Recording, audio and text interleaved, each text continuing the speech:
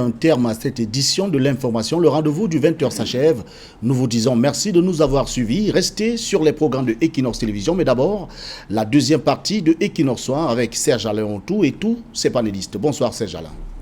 Bonsoir Pierre Lavadiomban. Jeudi propre à Douala est devenu jeudi sans propreté. Jeudi propre sans propreté dans plusieurs marchés de la ville de Douala, censé assurer le nettoyage des sites qu'il occupe. Nombreux sont ces commerçants qui ont fait, vous l'avez vu dans cette édition du 20h, qui ont fait de cette journée de propreté citoyenne un jour de repos. C'est le cas dans la 5e où des agents de la mairie sévissent depuis ce matin et font face aux contrevenants. N'empêche cependant que des tas d'ordures jonchent les artères des marchés qui sont dans ce secteur de la région du littoral. Voilà, c'est donc l'essentiel. Madame, Monsieur, Equinox Soir, deuxième partie. Bonne soirée à vous, Pierre. Bonne soirée à vous, Serge Alain Ontou, et bonne soirée aussi à tous les panélistes avec lesquels vous échangez depuis déjà 1h30 par là. Voilà, rendez-vous donc demain. 20h. Dans un instant, la suite Equinox Soir en compagnie de Aloïs Onana, Dr Konchou, Edmond Kouyaté et Emmanuel Kougné. Emmanuel Kougné, vous avez vécu les premiers jours de cette initiative Jeudi propre, tout le monde a salué à Douala. Mais aujourd'hui, on ne nettoie plus. Qu'est-ce qui explique ça? Oui. On vient à 10h ou à 11h pour ouvrir juste. Oui, mais la vérité, c'est que nous avons copié quelque chose qui n'était pas bien entré dans les mœurs. Moi, il me souviens que depuis des années, dans le nord-ouest et le sud-ouest, il y avait des journées de propreté, oui. Et il y avait une culture de propreté, c'est-à-dire que les populations étaient suffisamment sensibilisées, n'est-ce pas, pour s'intégrer dans cette logique. C'est ça qui a manqué ici, la sensibilisation? Les gens ont transposé un sujet sans en faire une véritable sensibilisation. Ils ont tout simplement dit, on va décréter une journée de propreté. J'avoue que les gens ne sont pas préparés à cela. En réalité, c'est pour les gens de la ville de Douala, pour les Doualéens, c'est une journée de repos. Vous irez partout, vous verrez que les gens, dans quelques rares cas où c'est un chef de quartier, sortent et sensibilisent un peu les gens pour dire, écoutez, nous sommes inondés, il faut qu'il y ait un cas particulier pour que les gens sortent pour pouvoir poser des actes du genre curage des caniveaux, des choses comme ça, pour l'intérêt du quartier ce jour-là. Mais ailleurs, c'était, dans le nord-ouest sud-ouest, c'était un réflexe. Donc, moi je crois qu'il y a il faut encore éduquer les gens par rapport à ça. Il faut utiliser, peut-être les moyens de répression, parce qu'ici, ça a été plutôt pour les agents municipaux, un moyen de se promener pour voir si les gens ont ouvert, on les scelle, on demande d'aller payer une amende, etc. Mais en réalité, en ce qui concerne... Vous voulez qu'il y ait réactivation de ces... Oui, il faut réactiver, il faut sensibiliser les gens, il faut faire comprendre aux gens qu'ils le font pour eux-mêmes et puis les amener à adhérer au projet. Quand vous avez un projet de cette nature qui est un projet public, il faudrait vous assurer que les populations adhèrent à ce projet. Et si les populations n'adhèrent pas, il faut prendre du temps, il faut disposer des moyens, peut-être de communication d'une ou de plusieurs manières pour amener les gens à comprendre le bien fondé de cette opération. Vous n'avez jamais vu les municipalités dans un support médiatique expliquer un peu cela. Ils sont là, ils pensent que quand on dit journée de propreté, on va informer les gens de bouche à oreille, on va afficher des notes et puis après on va venir sanctionner les gens. Moi je crois que c'est quelque chose d'important, mais il faudrait que les gens soient suffisamment sensibilisés et qu'il y ait des supports de sensibilisation qui amènent les gens à comprendre le bien fondé de cette opération. Parce que la vérité, c'est que dans nos villes, ces opérations ne sont pas bien comprises. Voilà, Aloïs Onana, je ne vais pas dire qu'il a mis le doigt où il ne fallait pas. Emmanuel Kougné dit qu'on a transposé quelque chose qui marche dans les régions anglophones du Cameroun. Pourquoi ça ne marche pas ici, selon vous? Alors, ça ne marche pas chez nous. Il y a mille et une raisons, sans doute, mais il y a quand même un problème de mentalité. De manière globale. Des gens, après avoir mangé un doigt de banane, le réflexe est presque courant de voir la main aller dans un caniveau. Mais vous rétorquez souvent que c'est l'absence de... Non, je pense que ce n'est pas très, très vrai, parce que depuis un temps, quand même, on observe qu'il y a la précollecte. Pour ceux qui sont à Douala, je pense également à Yaoundé, dans les quartiers, vous avez dû constater que pas loin de vos maisons, il y a de plus en plus de bacs à ordures que la CUID et ses partenaires viennent disposer pour que les gens du quartier y déversent des ordures. Très souvent, le bac est plein. Très souvent, le bac est un peu absent et puis ça se retrouve par terre. Mais disons que le Jésus de propriété au début, lorsqu'on a mis l'initiative a été lancée, tout le monde a applaudi des deux mains. Mais justement, on a constaté que c'est plus... tout le monde attend 11 heures chez soi. Voilà. Donc ça veut dire qu'on a prolongé le temps de sommeil en quelque sorte. On dort plus le jeudi, on a prolongé le temps de sommeil et les gens n'ont pas compris de manière globale l'importance de... Est-ce que c'est faux Non, ce n'est pas faux. On dort plus le jeudi Bon, pas forcément même de... Jeudi propre veut dire dormir plus. Jeudi propre semble dire rester d'abord chez vous pendant un temps et puis moi je pense que si... Vous venez juste à 11 heures pour ouvrir. Voilà, si on fait un calcul économique, mathématique, je pense que vous allez vous rendre compte que on paie plus ce jour-là que d'habitude. Maintenant, il y a quand même une chose, c'est que Isacam n'est pas aussi fautif que ça. Isacam nous a jusqu'à là prouvé que s'ils avaient des moyens financiers conséquents, cette entreprise peut faire des merveilles. La preuve, c'est que je pense qu'ils parviennent à exporter leur savoir-faire dans d'autres pays. Et là-bas, il n'y a jamais eu de problème. Or, localement, tantôt c'est des dettes, tantôt c'est de l'argent qui n'est pas payé. Et je pense qu'il y a un temps, on était à plus de 10 milliards. Non, Aloïs, est-ce que c'est un problème d'Isacam? Non, ça dit que Isacam peut... La municipalité vous demande de faire un peu de ménage devant votre échange, oui. C'est pas Isacam? Non, en fait, ce que je voudrais, c'est que l'idée est venue parce qu'on avait le sentiment que Isacam avait de la peine à collecter. Oui. Or, on a émis l'hypothèse de faire venir un autre challenger, un concurrent. Or, qu'est-ce qu'on remarque? On remarque que Isacam a quand même des camions et fait l'effort de venir jusqu'au fond des quartiers pour collecter. Mais très souvent, il arrive que, comme à la veille de la canne, que les villes soient carrément envahies, ensevelies sur les ordures. Et Isacam vous dit, en fait, je ne parviens pas à le faire, c'est parce qu'il me manque du carburant. Voilà. Et donc, les gens peuvent, il faut sensibiliser, c'est vrai, chacun devant le chez-soi, mais davantage donner des moyens à Isacam pour qu'Isacam soit en mesure de collecter partout. Vous avez évoqué à l'entente de votre propos la mentalité anglophone qui est à saluer. Ceux qui ont fait les villes, Limbe et autres, sont quand même, quand vous arrivez à Bamenda, vous vous rendez compte que le cours d'eau est clean, carrément. Le cours d'eau à Douala, en revanche, est un dépotoir. On a le sentiment qu'on va y mettre de la saleté et puis le cours d'eau va l'emporter. Non, ailleurs, c'est tout le contraire. Tout le contraire. Donc, il y a ça, il faut travailler sur... Heureusement que nous sommes sur une chaîne où on était suivis, que les gens, quand même, chacun à son niveau, à son petit niveau, fassent l'effort de chercher, c'est pas un bac à ordures pour jeter des pots de bananes, des pots d'arachide, pour que à la fin, on ne jette rien pour ne rien ramasser. Il y a ça. Il y a également que l'ordure est quand même une source économique. Ça rapporte de l'argent. Ça peut rapporter de l'argent. Et donc, je pense à un livre qu'on a écrit en 1723, écrit par Bernard Mandeville, La fable des abeilles. On disait là-dedans, les caprices des riches donnent du travail aux pauvres. C'est vrai qu'au début, ça a fait tout un tollé. À l'époque, il y a quand même 299 ans aujourd'hui. Les gens avaient très mal compris. On estimait que c'était une façon de spolier les pauvres et autres.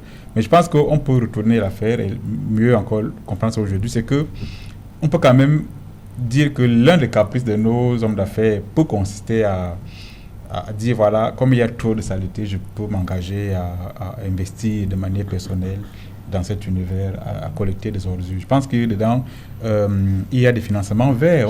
On parlait à l'entame de l'émission de comment sauvegarder la planète. Le cinéma qui se fait à Paris ne peut jamais nous aider.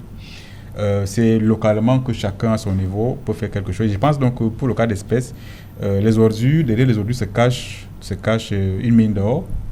J'ai vu Isacam développer, je crois, à Soie, une usine qui, je crois, extrait du gaz. Donc chacun peut exploiter l'affaire, des privés peuvent exploiter cette histoire et donner du travail aux pauvres. C'est une mine d'or en vérité qui peut exploiter de manière positive. Et à la fin, on va se rendre compte que ce qui est fustigé aujourd'hui peut se retrouver être demain quelque chose que tout le monde a envie, de... Vous savez que chez nous, quand une affaire marche, au début, les gens vous regardent un peu de haut, de travers, mais quand ça commence à fonctionner, tout de suite, on commence à vouloir vous imiter. Peut-être il faudrait que l'un des hommes d'affaires bien capés investisse aux côtés d'Isacam pour que l'ordure cesse d'être mal vu et que l'ordure soit transformée en une source de richesse, quelque chose qui peut faire fonctionner une économie. J'ai fait quelques pays africains. J'étais à Kinshasa il n'y a pas très longtemps encore. Quand je compare un peu les deux villes, Kinshasa et Douala, je me rends quand même compte que chez nous, on a largement évolué. Ceux qui ont fait Kinshasa savent que vous allez voir des ramasseurs d'ordures qui sont carrément sur des pousse-pousse, qui ont des roues de voiture. Et pour pousser cette histoire-là, il faut avoir de l'énergie. Or, chez nous, on a encore toute une entreprise qui collecte. J'ai également suivi une consoeur qui est en Angleterre il y a très longtemps, Anne Matteau, voilà, qui disait un jour, là-bas, Isacam, anglais, vous jetez vos ordures et c'est vous qui payez. Et elle disait, mais pourquoi, quand j'étais au Cameroun, je me moquais de ces gars-ci qui ramassent des ordures. Ici, je dois payer pour qu'on vienne ramasser un divan qui est sur la porte. Donc, ailleurs, l'affaire est plutôt sérieuse. L'ordure génère de l'argent. Et je crois que chez nous, deux choses peuvent être faites ou plusieurs. Mais d'abord, la première, les mentalités. L'ordure n'est pas, je veux dire quoi, chacun doit à son niveau, je vais mettre dans le bac à ordure. Deuxième chose, que les adultes eux-mêmes aussi aient le courage, souvent le matin, de prendre la poubelle, prendre leur enfant et aller verser les ordures dans le bac. Ça peut donner des idées aux enfants pour que quand ils seront grands demain, qu'ils n'aient pas tendance à jeter l'ordure par terre. Docteur Hugo Controu, ce phénomène de jeudi propre à Douala, pourquoi ça ne marche pas? Comme je selon vous? Écoutez, selon moi, je pense que la clé de notre salut réside dans notre capacité en tant que Camerounais à innover. Moi, personnellement, je crois beaucoup à la compétence de nos jeunes. Je pense qu'il faudrait qu'on trouve un cadre où vraiment on puisse mettre un environnement qui fait qu'on innove dans beaucoup de secteurs. Par exemple, il a dit, et c'est vrai, les ordures peuvent être utilisées pour produire de l'énergie, comme le gaz par exemple. Les ordures peuvent être utilisées par exemple pour produire de l'engrais, voyez-vous. Donc demain, avec notre capacité innovatrice, quelqu'un pourrait toquer à votre porte demain pour ramasser vos ordures à vous, parce qu'on a pu innover. À côté de l'innovation, il faut aussi qu'on puisse utiliser ce qu'on appelle en anglais community-based approach. C'est-à-dire que quand il y a un problème dans une communauté, c'est pas bon de venir du haut et imposer la solution sur du bas. C'est mieux de décentraliser. Chaque chef de quartier font les réunions avec les parents au quartier et disent, écoutez, voilà, la santé de nos enfants est bien. Voyez-vous, quand il y a beaucoup d'ordures, voici ce que ça cause. Le paludisme, par exemple, les moustiques, vous savez, à Douala, plus il y a trop d'ordures quelque part, plus je pense qu'il y a des moustiques qui arrivent et ça crée du palu. Il y a des petites familles qui n'ont pas un grand revenu, qui en souffrent. Et vous savez qu'au Cameroun, la majorité des gens qui sortent de la pauvreté au Cameroun rentrent dans la pauvreté à cause de out-of-pocket medical expenditure, c'est-à-dire que l'argent qu'ils sortent pour dépenser pour un problème de maladie. Donc, on peut associer les deux, les ordures à la santé, et expliquer aux parents qu'est-ce que vous proposez dans votre niveau, dans votre quartier comme solution. Et vous verrez que quand vous demandez à une communauté la solution, quand la solution arrive, ils implémentent parce qu'elle vient d'elle-même. C'est eux-mêmes qui ont fait. Okay. Donc, je pense qu'il y a l'innovation, mais je pense aussi qu'on devrait aussi apprendre certains problèmes dans notre société, problèmes sociaux, à ne plus venir du haut et dire la solution dans un bureau et venir dire ou sur un plateau comme ça me permet de dire non. Chaque chef de quartier devait se réunir, les parents devaient dire écoutez, pour la santé de nos enfants, voici ce qu'on devrait faire pour améliorer les conditions de vie dans notre communauté. Donc, voilà, par exemple. Voilà, pour vous, on reste sur les municipalités ont voulu faire passer ce message, amener les populations à se prendre en main, tant de jeudi matin, chaque jeudi matin, mais au fil des années, on se rend compte que la pilule, ça passe pas. Oui, je rejoins une ou deux personnes pour dire que des concepts comme ça, ça ne marche pas de façon décrétale. Ça va de manière culturelle. Il faut que les gens aient ça dans leur ADN, que ça marche. Un décret ne va pas faire marcher cela. C'est pour ça que j'ai bien aimé lorsque vous avez dit le jour jeudi propre, ça devient jeudi de repos. Ouais. Oui, parce que évidemment, les gens, ils comprennent pas que vous leur demandiez d'aller fermer leur boutique 4 heures de temps pour balayer devant leur... À la limite, ils vous trouvent même excessif. Ils trouvent même que vous leur faites perdre de l'argent et même pour rien. Et donc, pour ne pas perdre de l'argent pour rien, il vaut mieux rester chez lui dormir ou alors consacrer ce jeudi matin à faire une occupation qu'il n'aurait pas pu faire s'il était concentré à mener son activité commerciale. Vous voyez que ce sujet match parfaitement avec le premier sujet, le sujet phare que nous avons débattu aujourd'hui, c'est-à-dire qu'il faut faire une démarche conciliatoire entre, d'une part, le gain économique et, n'est-ce pas, la protection de l'environnement, la non-dégradation de l'environnement. Parce que le gars qui trouve que, bon, écoutez, moi je vais gagner de l'argent et puis au lieu qu'on me laisse 4 heures, j'aurais pu attraper 10-5 clients pour gagner de l'argent, on me demande d'aller balayer. Il ne comprend pas la nécessité de déployer son activité dans un environnement sain, propre, pour lui-même. Il ne comprend pas. Et puis, il ne comprend pas les coûts économiques qui en découlent si jamais cette saleté-là venait à entraîner. Vous savez qu'on a parlé de la résurgence de choléra, par exemple. C'est dû au fait, par exemple, tout simplement qu'il y a tellement de bouteilles, les eaux stagnent, ça ne coule plus, ça bouche, n'est-ce pas, les bouches d'incendie, de caniveaux sont bouchées, les eaux ne circulent pas, les marécages, les rivières ne lâchent pas les eaux de bord de leur lit, et puis ça entraîne des coûts économiques énormes. Inside, les gens ne se rendent pas compte. Lorsque vous êtes dans un environnement malsain, les maladies qui peuvent, n'est-ce pas, se multiplier, se développer de là, ça va vous entraîner. Vous savez, au jour d'aujourd'hui, on accuse facilement l'AVC, la sorcellerie et beaucoup d'autres types de maladies. Pourquoi? Parce qu'on ne comprend pas que on se sépare avec quelqu'un, on a bien bavardé le soir, le lendemain on vous dit que il s'est couché, il ne s'est plus relevé. Ben, j'ai mangé avec lui, j'ai bavardé avec lui, oui, mais vous avez mangé dans quel environnement? Vous avez mangé comment?